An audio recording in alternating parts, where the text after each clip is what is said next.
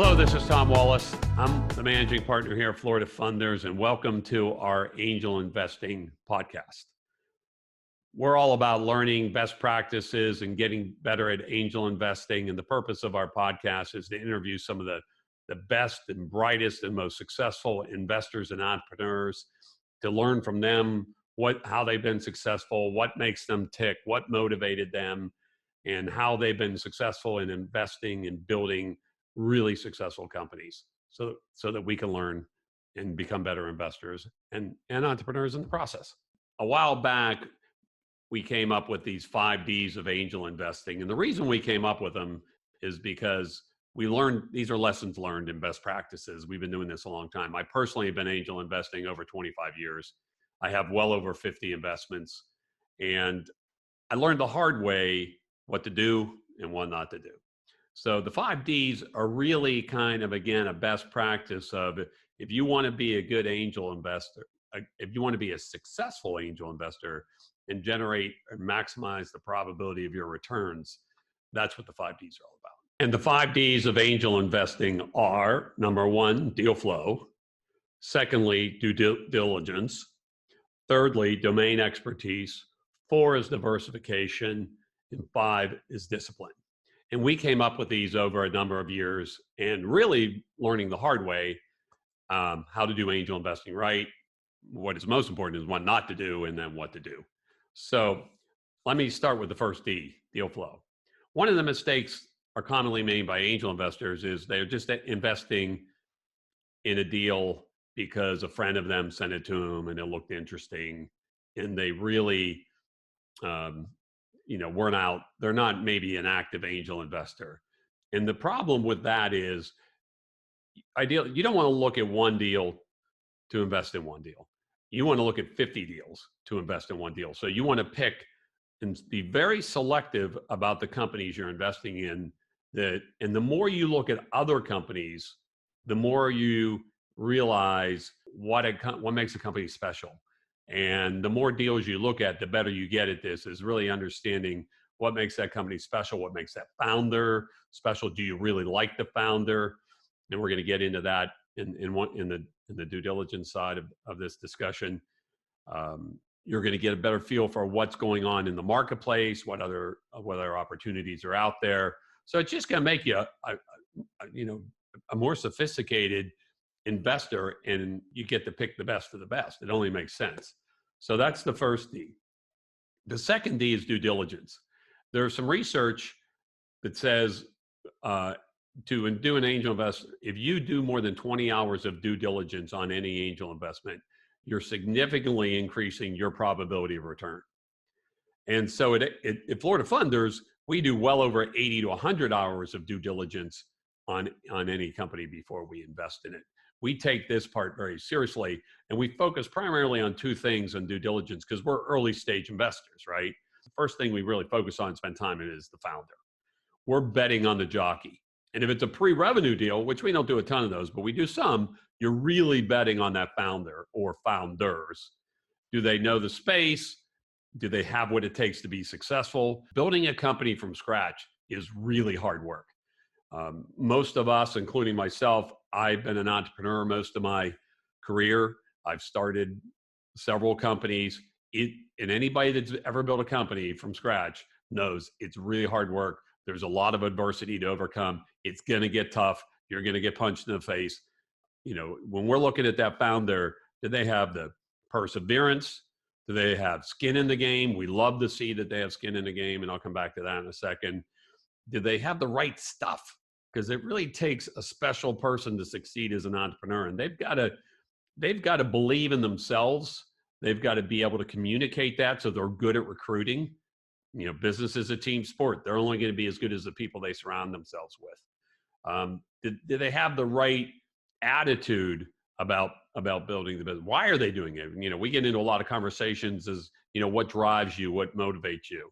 And frankly, if it's to build a company quickly, sell it, make a lot of money, that's not an answer we ever like to hear. We much prefer that they want to, they have a passion for what they're doing, that they saw this problem, they think they can change the world, they think big.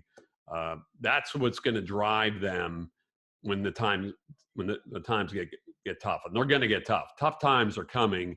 Does this person have what it takes to take those punches and get back up and keep persevering and keep going? Also, do they have integrity? Do we feel like we can trust them? I mean, you're investing in that person. You're getting into business with them. You want to do that with somebody you can trust and you believe in them, and you can believe what they tell you.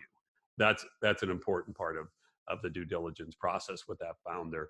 And we frankly just want, we want to get to know them. We want to understand what makes them tick. What's their work ethic? How many hours a week do they work? Again, somebody that's not willing to put in the time and the effort, not dedicated.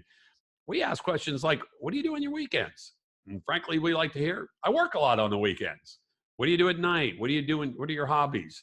And we don't like to hear that their hobbies are, golfing and every weekend they're a golf course, that kind of thing. We're looking for people who are really focused and dedicated on building their business and really just have that.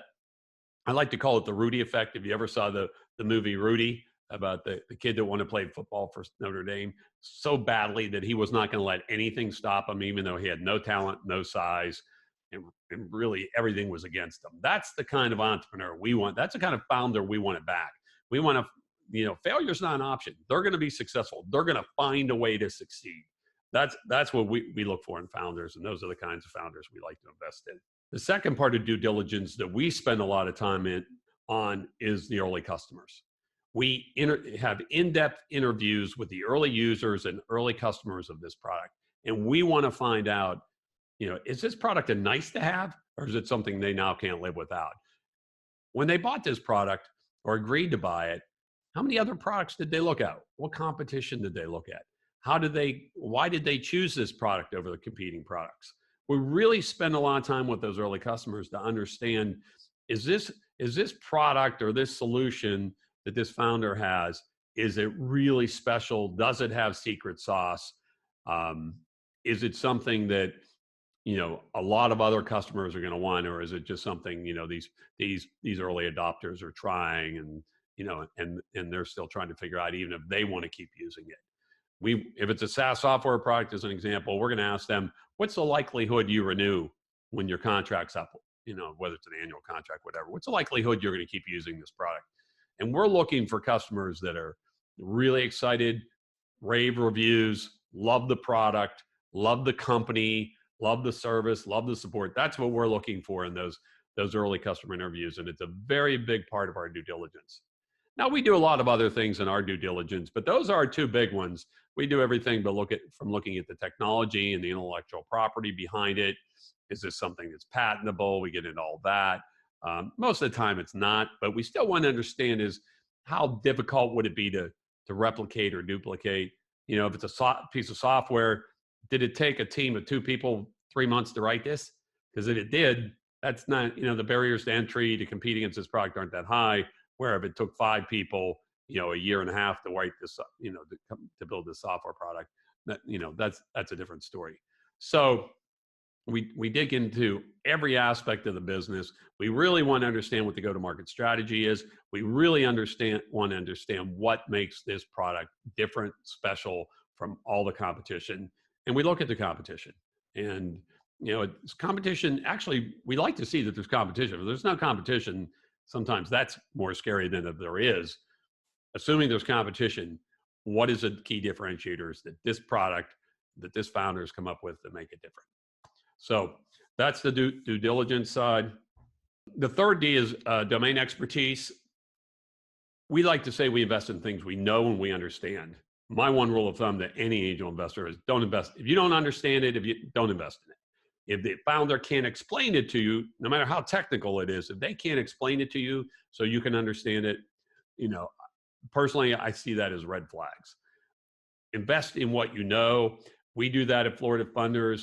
Between me and my partners, we have backgrounds in cybersecurity, fintech, ed tech, digital health, SaaS software, content, infrastructure. So we invest in companies in those spaces so that we know what we're investing in. We know the markets, we know the competition, and where something may be a little bit outside of our wheelhouse, we pull in outside subject matter experts that really know that space and understand it. That's extremely important.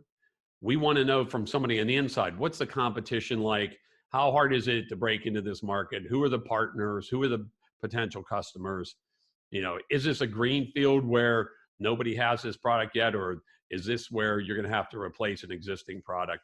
We really get into to all of that. So that's an important part of this whole process. Next up on the 5Ds, the fourth 5D is diversification.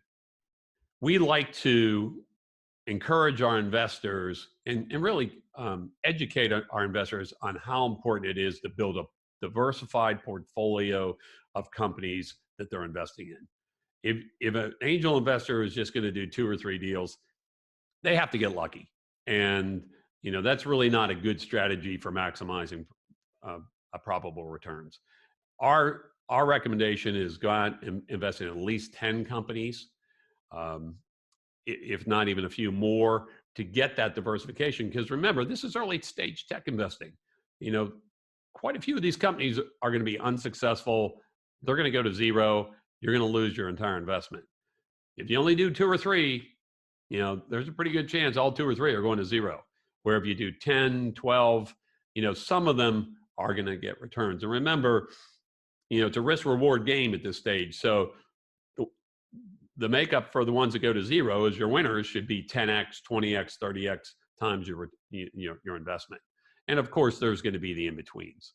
But really, if you're not doing 10 to 12 companies, investing in 10 to 12 companies, you're really taking a lot of risk and not maximizing your potential for rewards. I've seen people get lucky do it, but it's not something we recommend. The last D is discipline. And I don't care what kind of investing you do, whether it's public stocks, whether it's real estate, whether it's bonds, whatever you're investing in, discipline is a very important part of investing. And that's true in angel investing. First part of discipline is following the first 4 Ds and doing that consistently and committing to it. So that takes discipline. Also, the one thing I like to talk about on the discipline side is, why are you investing in this company? Asking yourself that question. And if the answer is FOMO, fear of being left out, because a lot of your friends are investing in it, even though you're not crazy about the founder, or you're not crazy about the idea, or you don't understand the idea, that's a really bad reason to invest.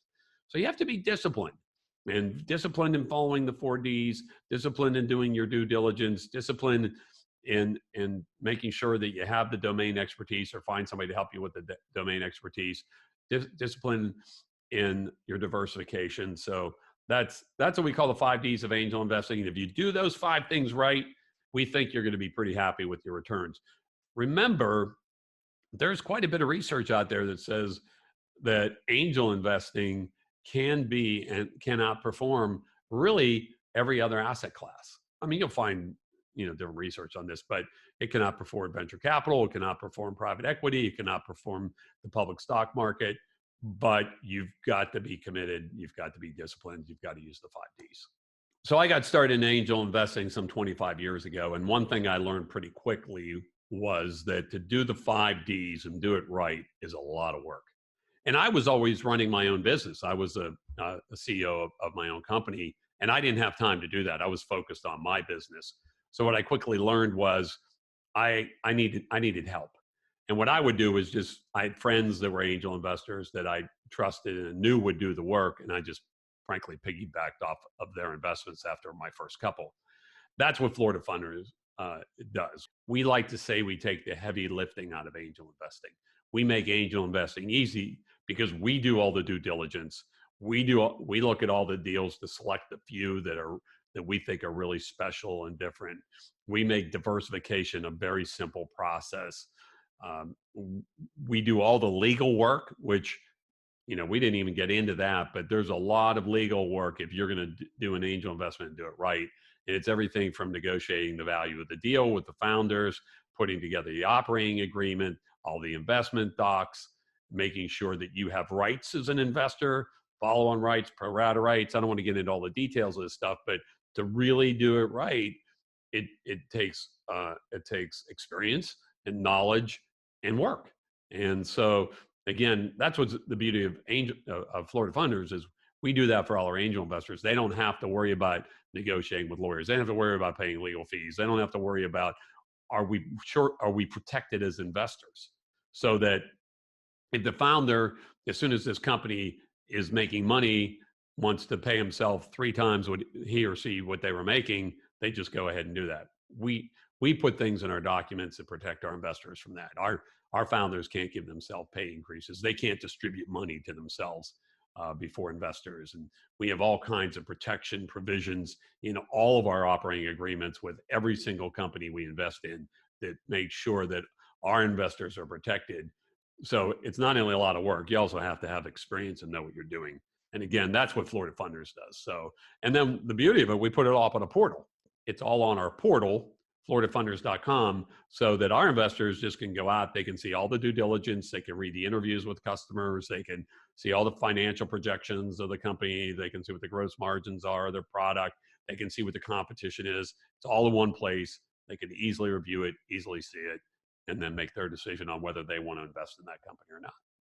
Well, that wraps up our show today. Thank you so much for joining us. We really appreciate it. If you're interested in learning more about angel investing and more about floridafunders.com, please visit our website.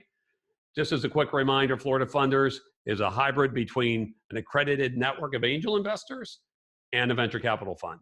And so we're out there combing the state looking for the best and brightest entrepreneurs and founders to back. So if you're a founder and you're looking for funding, feel free to go to our site and apply for funding.